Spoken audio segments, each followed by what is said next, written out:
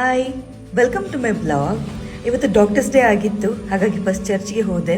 Return ಆಗಿ ಒಬ್ಬರಿಗೆ ಮೈಗ್ರೇನ್ಗೆ treatment ಕೊಟ್ಟಿದ್ದೆ. ನಂತರ ಬೇಗ ಬೇಗ ರೆಡಿಯಾಗಿ ಹಾಸ್ಪಿಟಲ್ಗೆ ರೀಚ್ ಆದೆ. ಇವತ್ತು ನನ್ನ ಜೊತೆ ಅಪ್ಪ ಬಂದಿದ್ದರು.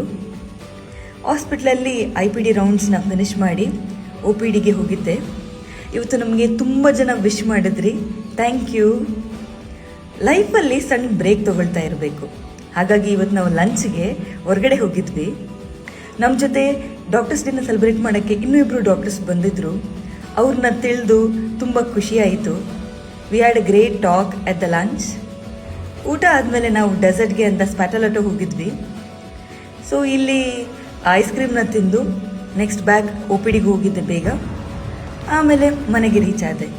ಮನೆಗೆ ಹೋಗ್ತಾ ಗೊತ್ತಾಯಿತು ನಮಗೆ ಒಂದು ಬರ್ಡೇ ಪಾರ್ಟಿ ಇದೆ ಅಂತ. ಸೊ ಮಂಗಳೂರಿಗೆ ಹೊರಟ್ವಿ. Happy birthday to ಅಬೋಲಿ.